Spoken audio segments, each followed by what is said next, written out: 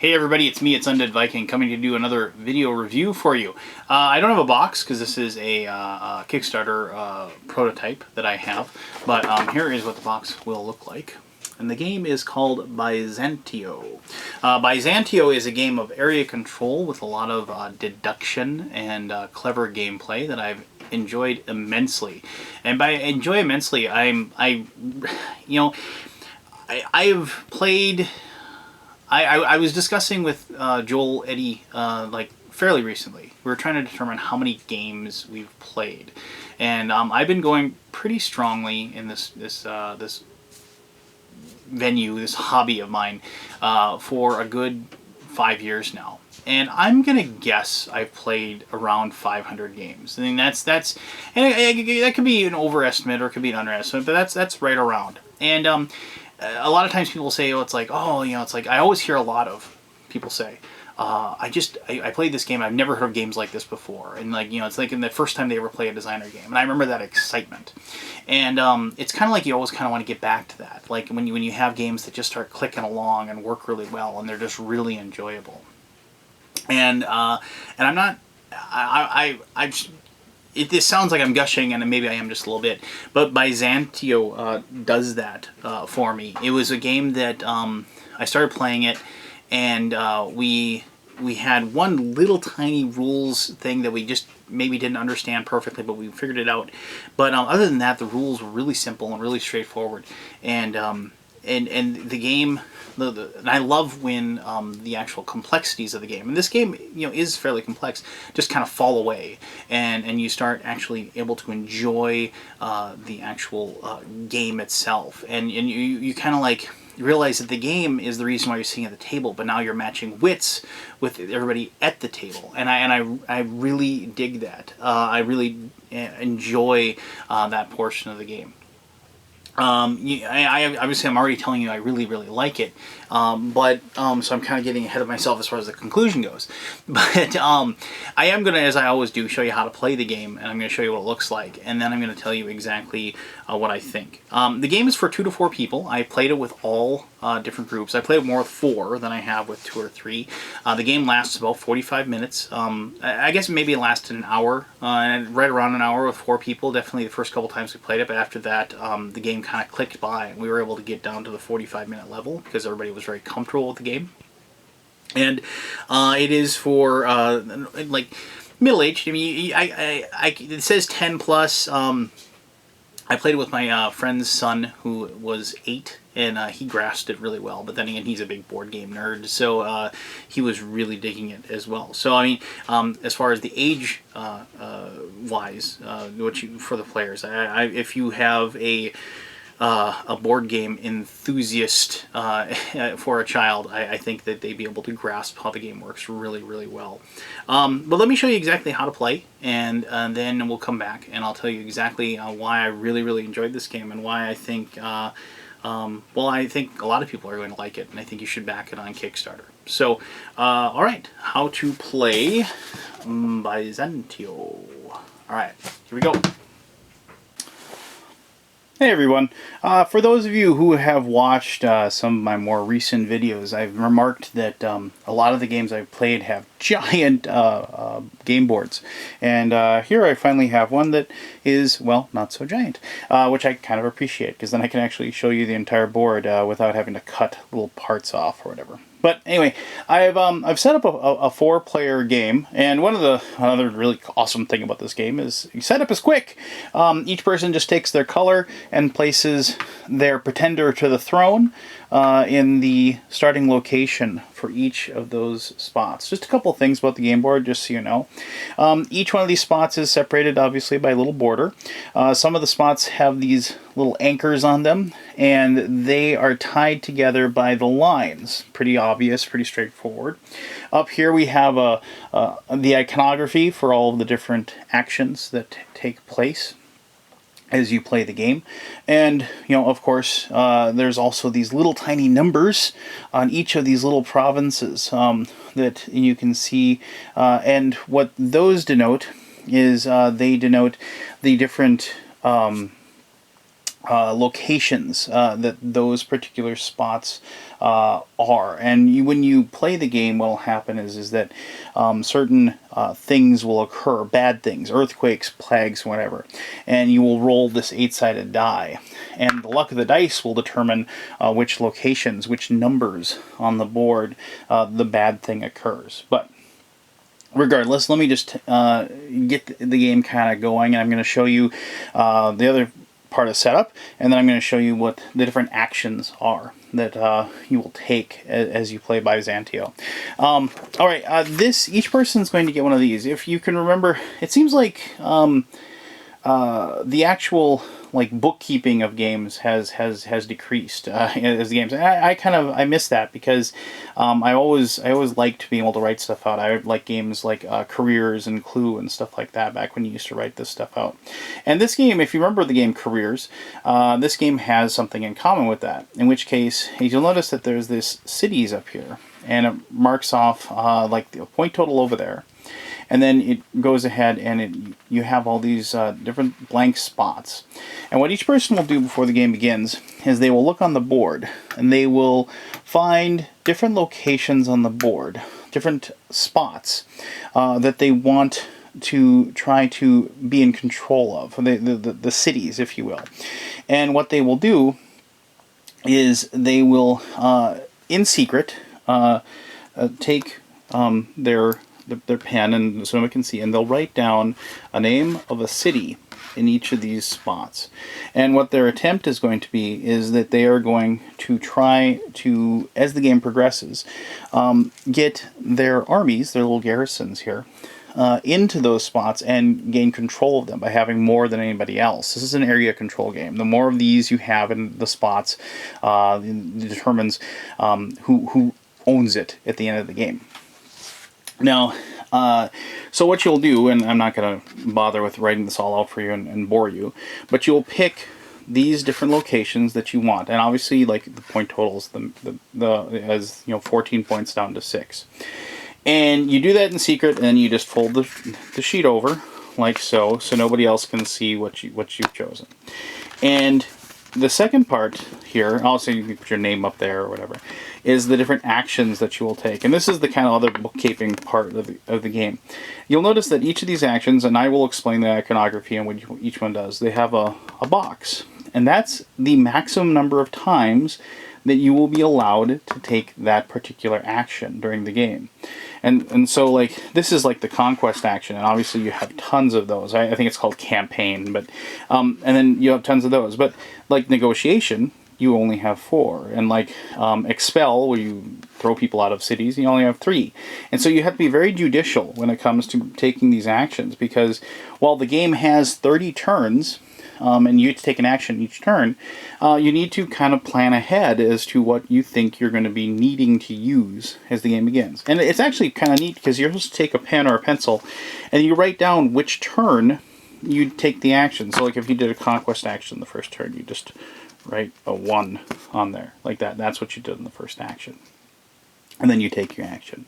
And so it's fairly it's kind of also it tells a story as well, and you kind of can look back and you can look and say, oh yeah, and like in turn 17 I had a negotiation action and things like that, and it's kind of a nice little way to like reflect on the game. And also one thing that I really like about bookkeeping in games is also I'm always striving to get better at the games that I play. And when I have something that I can look at and I can compare it to everybody else's, I can say, oh, I should have done this or I should have done that. And so that's kind of the nice little bit about that. But I'm going to refer back to that here several times as I'm going to explain how the game progresses. So once the game is set up and everybody has picked which locations are the most important to them, and there is some strategy to it, because obviously because of the bad things that can happen, you might not want to put all your eggs in one basket, in one area, but also you want to have them kind of close together, because your Pretender to the Throne enables a lot of the different actions that you're able to take in the game. And so you want to make sure that you are while you're moving, while you want to diversify, you can't spread yourself too thin, because then, if somebody comes in and takes over a city that you really wanted to have, it can be difficult to take it back. But anyway, so let's say we have a 4-player game, and each person has filled out their card, and they're ready to begin the game. You roll the 8-sided die, or however you want to determine who the first player is, rock, paper, scissors, or what have you. And then you will move forward with the actions. And like I said, you get to take one action each and every round, and you'll be marking them off. Now what I'm going to do now is I'm going to explain these different actions to you. And like I said, there's the really nice descriptions of them out there as well. And we will start with the one that you're going to be doing a lot of, which is the campaign or the conquest portion of the game. The campaign action couldn't be simpler. All you do is you take your pretender to the throne, and you get to move them one space in the board. And as I said, you cross either a border or you travel along a sea lane. So if you were to move your purple pretender to the throne from Tiana to Caesarea here, that's your move. Now the bonus is that you're able to take one of your garrison, and you're able to place that in the city. It should be noted that these go in the city spots, because that's like the ones that they're controlling. The pretender to the throne never really occupies a city. It doesn't contribute to the control of the location. Now, pretty simple and straightforward. Now, if you do a campaign action and you move into a spot where you already have a person in the city, you're not allowed to place another person in the city. You can't start doubling up and increasing your power in that location. However, if you go into a spot that has, say, another one in there, and you move into the location like so, the first thing you should do is you get to basically, for lack of a better term, you get to kill the person that's in there. And you can go ahead, you can remove that one, and you place it inside. But once again, you're not allowed to increase the one, because you're the only one there. Now, if, let's say we had that guy back there, and you went into this location, and you went into there from here to here, you would take that out, and you'd get to replace it with one. You can notice that little up there, it actually explains it. You get rid of one that isn't you, and you replace it with one of your own. Now, in the final thing I can show you, what if there were multiple colors in that location? Say 2 people were tied in that location. You'd move in there, and you pick one. You just pick one and then replace it. Now, if all 3 were in here like this, what you get to do is you get to remove one, like so, and then you get to add one of your own as well. Now you've once again regained control of the location, because you have more than blue does in that spot. And that's how the campaign action works. And as I said, you would write that down the first turn that you did that, and you would have done that. Obviously, you probably wouldn't have all these out if it was the first turn, but you write down the turn in which you've done the campaign. Same thing happens when you move by like if the blue player moved there, you just move via C, and you go ahead and you place that down like so. Very, very straightforward, very easy to understand how that process works. The next action that you have, you can see this little fist there, little fist there, is the muster action. Now the muster action allows you, if your pretender to the throne is in a location and they have an empty spot. Now, sometimes if you don't do a campaign that allows you to move in there, sometimes you'll do a travel action, which will move you without being able to place a unit. So the next turn, what you'll do is that you'll muster, and you'll place one of your garrison within the location. Once again, if you're in a spot that already has one of yours, and you can't do a muster and add more. You can't ever build up unless you went to a location that had another in that spot, and you mustered, and then you could add another one. You'll notice the muster doesn't kill a garrison that's already in that location. You only just get to add to one that's already there. Once again, pretty straightforward. The next action, I mentioned negotiate. Negotiate's pretty simple. Once again, but it has a added little click to it, because you're going to use the die. Now, if the yellow player, just say they were over here and they had a couple of garrisons like so, but they really wanted somebody in Tiana, and they could tell purple, hey, I would really like to trade you my garrison here in Thessalonica for your garrison there in Tyana. Now the purple player can just say, yeah, sure, that's awesome, let's do that, and which might, make other people say, why does purple want to go over there, or what have you, because guessing what other people want is a way to get more points towards the end of the game. Plus, obviously, if you know what other people want, you can try to prevent that from them. Now, if that particular request was made and purple said, no, I don't think so, I don't want to go over there, well, then yellow gets to roll the die. And on a 5 through 8, the negotiation, the trade happens, regardless to what purple wanted or not. So you roll the die. In this case, I rolled a 2, so it didn't happen. Now, if I had rolled, like, I say a 7, that happens. Bam, bam, sorry, it's going to happen anyway, and it goes ahead, and it occurs regardless. Now, there is, once again, an added wrinkle. The Pretender to the Throne token can help the person that is trying to defend against the negotiate action and other actions as well. If, for example, the yellow Pretender to Throne is in the spot where the transaction wants to happen. Oh, actually, here, that's the bonus here. Let's say the Pretender to the Throne is in the location where the person wants to make the trade. What happens in that situation is that there is a -1 to the roll. So if you rolled a 5, even though normally that would succeed, it wouldn't in this case because you get a -1 to the roll. So it only affects on a 6 through 8. If the yellow player has their Pretender to the Throne in the location, they get a +1 to the die roll, meaning they succeed in a 4 through 8. So if they rolled a 4, that would happen. If both of them are in, they cancel each other out. So judicious use of moving your Pretender to the Throne actually allows you, obviously, a better bonus, like a 12.5% bonus, and that can be a pretty big swing, actually. Trust me, I play games where somebody got a 4 and normally, and just totally boned me, and like I wish that they hadn't had their general in that location. But that's the negotiate action. The next one on here is this little foot. And that is the advance action. Remember I mentioned that there are other ways that people can travel that allow them, but they aren't allowed to place a person, a garrison on that location when they get there. An advance action allows you just to basically take your person, pick them up, and teleport them to wherever you like. It doesn't matter where. You can just say, and they're going to go over here to Regium, right over there. And you just, bam, then you're in that location.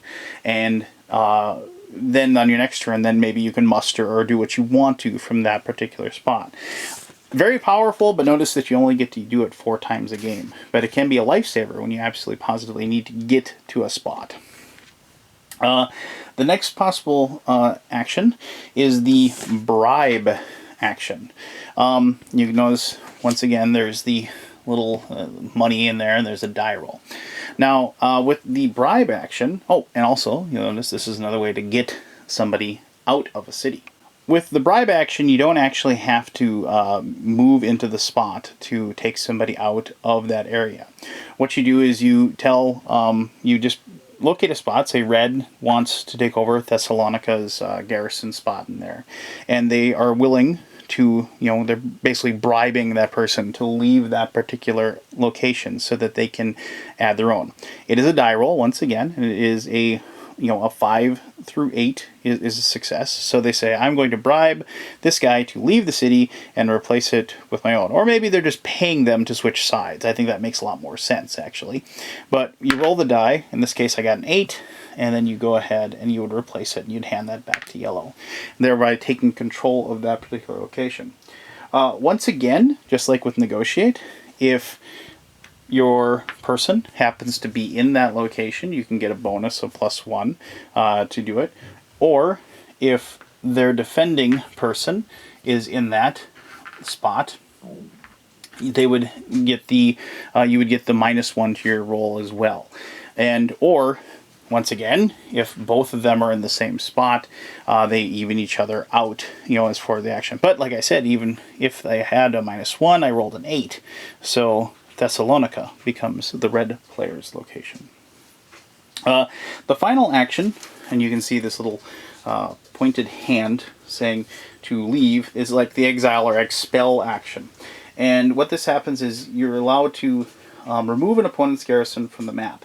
When you expel, you just choose an opponent's little dude on the map, and you just say that person is going to be exiled or expulsed from the area, and you're not replacing it with one of your own. A lot of this is helpful in situations where, say, you had an even location with 2 blue or 2 purple, and blue said, well, I want to take control, and I don't have my guy nearby to muster or anything like that, so I'm going to expulse. And once again, you pick one of the people that's in that location, and there could be like even like a yellow or even a red character in that location, and you pick one, and you say, I'm sending you away. You need to go.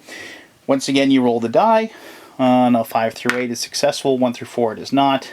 And then if it is successful, in this case it wouldn't, but if you rolled like a 6, purple has to send one of their people away, and now blue is in control of that particular location. Once again, if you have your person within the location, you get a bonus to the roll, and if the person has their pretender, they get to help defend with the minus as well. I do like how all those mechanics kind of work together, and it's like a common theme. It's just the actual representation, or the actual core of the mechanic changes slightly, as far as whether or not you're moving your pretender to the throne, or whether or not you have to be present in that location, things like that. And I do like the fact that even the ones that do come down to a die roll, there's nothing different with the actions as far as how to handle them. Now, this by itself would be an interesting game. I mean, obviously you're just moving people around. You have your secret goals in mind, and it would be very challenging, and it would be very cutthroat, in my opinion, and also have a great bit of deduction. But they add a further wrinkle to the game by having natural disasters occur. And you can see that in these locations there are these little icons here, and these will be cardboard tokens in the printed published version. But when you get to these locations, as you go through the turns, then a calamity occurs within the Byzantine Empire. And with Earthquake, what happens is that you, as I mentioned, you roll a die, and then you'll find the spots that have a 3 on them. And like here, oh geez, here's like a 3 and a 3. And then what happens with an earthquake is that you're going to have garrisons at risk. Remember earlier when I mentioned like putting all your eggs in one basket, and that's something maybe you should try to avoid as you play the game. With Earthquake, what happens is that anybody that, like, since we rolled a 3, that's putting yourself at risk. Anything that has a 3 on it, any garrisons in the location are wiped from the board. And so you can see that just bam, the earthquake has destroyed them. And even though these players have had, they've been combating, and they've had, worked hard to have control over that area of the board, all is for naught, because the earthquake has come and destroyed that. Now, that's just obviously the luck of the die roll, and it's part of the game. And some people might not appreciate that chaos portion of the game, but I kind of do, because it's one of those unpredictable events that you have to adapt and learn and play by. Now, the next one that you'll see here is Famine. And what happens with Famine is it's kind of like Earthquake. You'll roll a die, and you'll find it, like, now this would be like the 1, so here's like one with the 1 on it. And what happens with the 1 is that you will then roll the die again, each person, for people that are being affected, and then on 1 through 4 they perish, and on a 5 through 8 they survive. So like blue survives, red would be eliminated from that location, and all of a sudden blue is like, yeah, we ate food and we're fine. So once again, however, if your pretender to the throne is in the location, you get that bonus of +1 to your die roll. So once again, having this nearby, and maybe a judicious use of that, because you see that particular action coming up, is important to protect yourself. Here, this isn't so much a natural disaster as it is an event. This is called the succession of the patriarch. Players, when this happens, players are able to take one of the cities that they are going for. Perhaps maybe you picked, a city over here like Sarastia, and you realize now there's no way you're going to get over there. You're just not going to be able to get it. So what you can do is you can cross that off your list and you can enter it in this location down here. So then, and you enter a brand new location, something maybe you have tokens in at this point, and you can now, go for that particular area that you can get. You still then, at the end of the game, will score points if you control it, but you'll get a -2 to the maximum. So it's kind of a nice way, halfway through the game, if you just got obliterated by the earthquake, if the famine took a toll on you, now you can adapt your empire and you can change one of your goals into something that is more readily available to you, or something that is actually something that wasn't going to be worth any points for you at the end of the game now possibly could be worth something. This little skull there is the plague. And when the plague happens is you roll the die to determine the province once again, and any players with pretender tokens in provinces that have a number matching to the number on the die must then have their pretenders move to another province. And the player sitting to the person's left makes the decision and moves the player for that thing. So this actually finally affects the pretenders. And they're forced to move out of those locations, and then,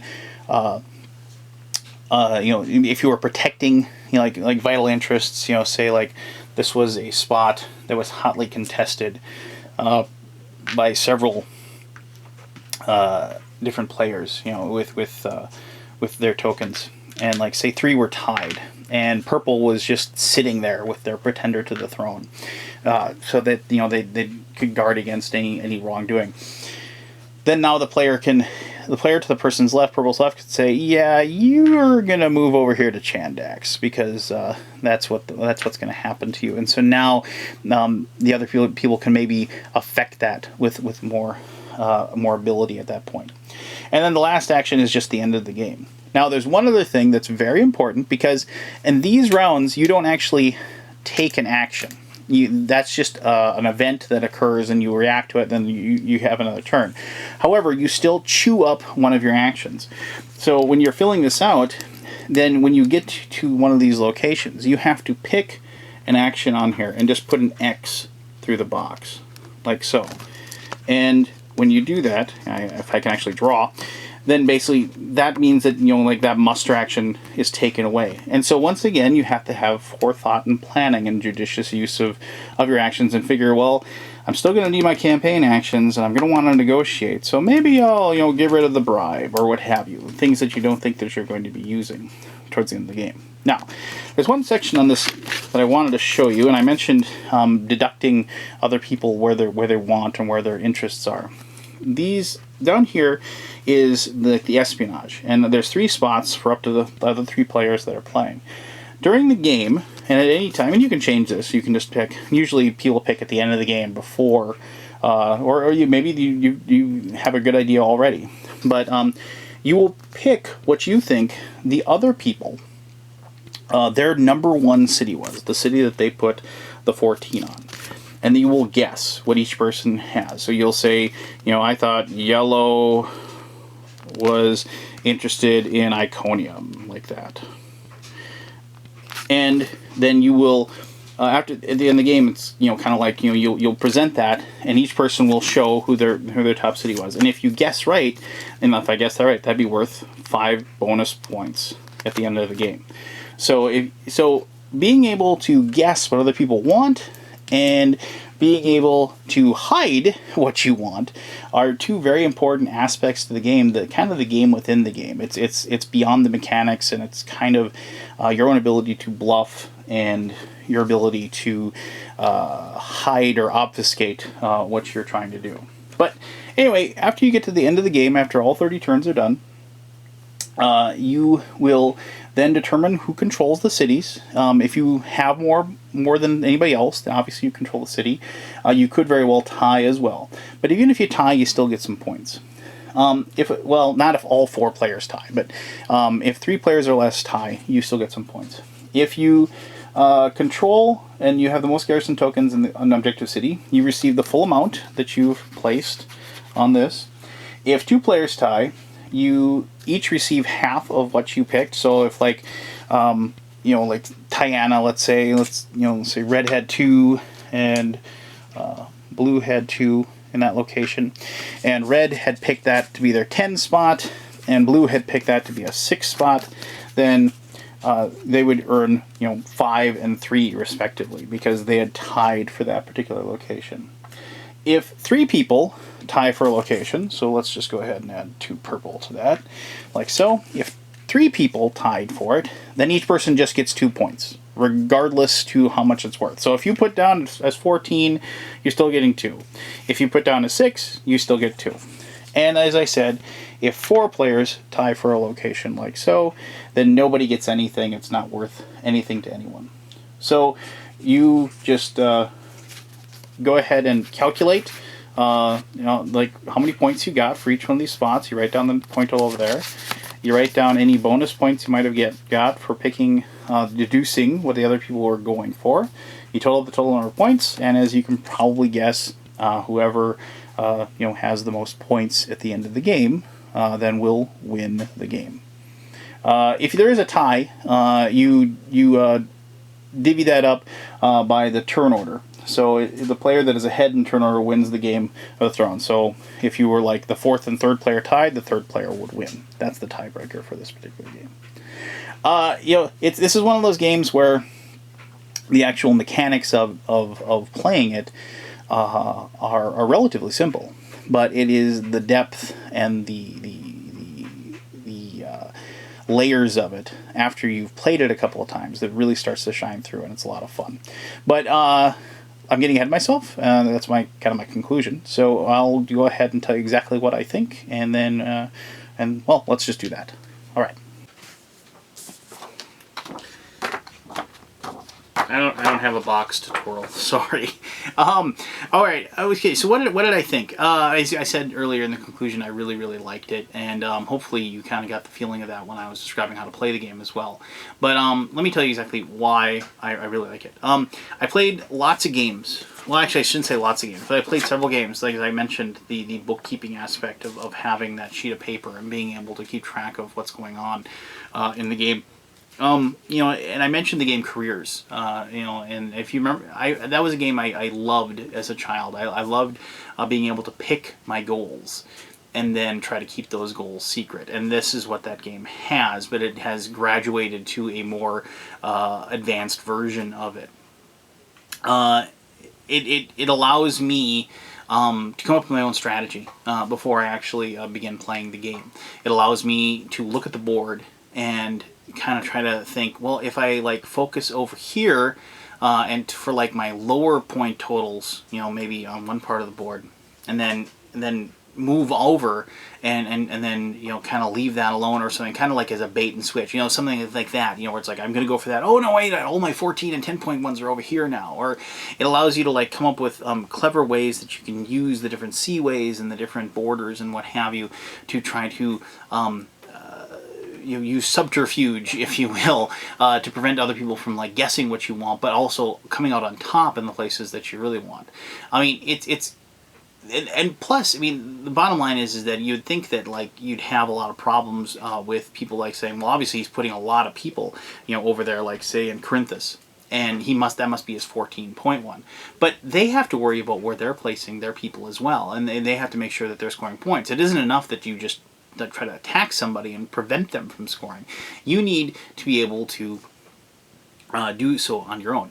And one of the awesome things about the game is that, especially with 4 players, because of the fact that you're kind of running out of room a little bit, is that you inevitably will have people, it seems like in every game, that have picked their 14-point city both the same. And I love it when that happens, because you can see these 2 people just exchanging body blows back and forth, fighting over that one little spot, and then I've had situations where I've seen that and I've like, oh, that must be both of their 14-point spots, but no, there was like a 6 or a 10, and they were just doing that to try to hide the fact that they were doing other things outside of the board as well.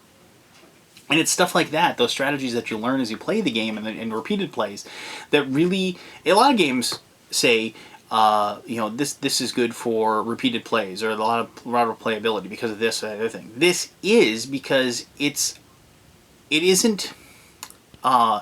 It doesn't have replayability because it just has all these different options. It doesn't have replayability because it has all these different scenarios. It has this replayability because it is relying on the players at the board. And hopefully, like, and I found that, like, when you play the same people over and over again, you're putting those people, all these people on the same board that they played the game before, they can start to second guess and triple guess and quadruple guess the options and the intentions and the strategies of the people across.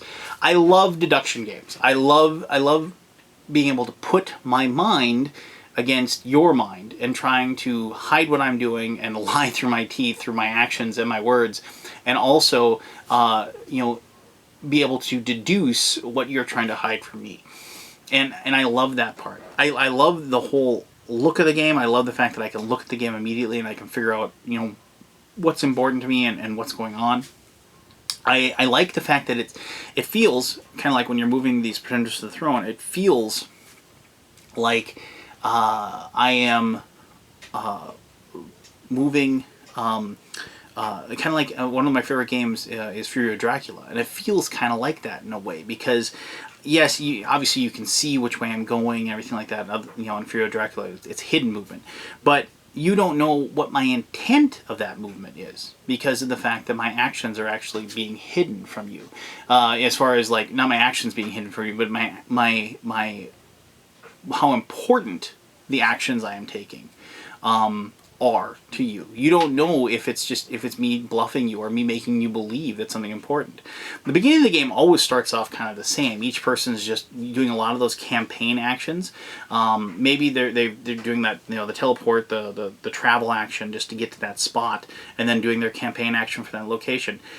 But only a fool goes there and just immediately goes to this is my 14 point, this is my 10 point, you know, going to each one, because that gives it away. So there's all these other spots that you're going to that you kind of like make everybody think, well, maybe that's important to them, maybe it isn't. And the bonus fact is that you quite likely you are going to be putting your garrisons in spots that are actually going to hinder the other players. Now, as far as, like, between 2 players and 4 players, it's obviously a different game. 2 players, there's a lot of board, and there's a lot of stuff going on.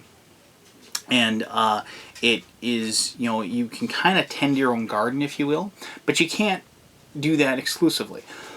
you need to mess with the other person to some degree. Just to, you know, because you can't just score all the points for your cities and hopefully you get the most and whatever. And trust me, since you have to pick so many cities that you're in front of, you're going to bump heads. It's undoubtable. And the 2-player game is very, it's the deduction of the game is more prevalent, and it's a very tense game of doublethink. But as you progress to higher numbers, as you get up to 4, the game really then, the area control portion of the game really becomes prevalent because of the fact that now the space is quite limited, and you're going to be fighting for pretty much each one of your cities that you want, because somebody is people are going to mess with it, whether they're intending to or just because it's a byproduct of where they're moving their pretender on the board. And so and I like that. I like the fact that it's kind of 2 separate games, and of course then with 3 players you're kind of meeting in the middle of those 2 different situations. But you know, I've had an absolute blast every single time I played the game. I think it is going to be highly successful. I think people are going to love the heck out of it. You can go ahead and pledge to the Kickstarter campaign right now if you so desire, so you can get a copy in your hands once it is published. I think the look of the game is beautiful. I think the end results, from what I've seen as far as how the map is going to look and how the pieces are going to look and everything like that, I think that's going to be amazing as well. And this is a game that, honestly, I mean, you could have kind of cruddy components and the game would still be awesome due to the fact that the components and, like I said, the mechanics are relatively simple and just kind of like a portion of the game, and it just falls away. I do know that, like, there's a goal, and I think they may have met it already, to have a reverse side of the map. So you'll actually have 2 games in one, and then the reverse side will, I think it's going to be called Nikio, and I didn't get that, obviously. I just got the Byzantio version of the game, but that's even added a bonus because of the fact that you're going to be getting 2 games for the price of 1. So I guess I can't express my pleasure with the game enough. If you enjoy area control games, if you like the bluffing and the subterfuge, if you enjoy that portion, if you enjoy being able to lie to your friends by words and by actions and what have you. This is a game that inspires table talk and inspires a confrontation, and it inspires everybody at the table being engaged throughout the entire game. And there's no sitting back and just resting on your laurels in this game. You need to be constantly focused on what's important to you, and what you need to be able to win the game. And the end result is the whole reveal at the end. Like, this is what I wanted, and this is what I was going for, and oh, I didn't guess it. And things like that. That's probably like one of the most fun parts about the game. The one thing before I let you go, or you may have gone already, but the one thing I wanted to state was that when you do play the game, you're going to have your cities. I play a lot of poker. Well, at least I played a lot of poker in the day, but I still do a fair amount. Never stare intently at the spot on the board that you're most interested in. Especially not after it's like, what are they interested in? You never want to do that. So make sure when you look at the sheet and you see that you were going after Corinthus, you say, okay, Corinthus. Well, I'm going to look over here at Trapezus for a while, okay, and then I'll just slowly glance back over towards where I was really looking. Just a little helpful hint from Undead Viking. But there you go. So, yeah, there you are. Go ahead, back the game. Like I said, it is going to be published already. It is a ton of fun. I can't imagine you not having a blast with it. If you have any questions or concerns, please post them, and I'll get to those as soon as I possibly can. If you... if you have anything else that you want to comment on, I will, like I said, I will try to help you out. And I do know that the designer and the publisher will probably be more than happy to chime in as well. Well, until next time, I appreciate you taking the time to watch this video, as I always do. Until next time, this was Undead Viking, and you have yourself an awesome day. Bye-bye now.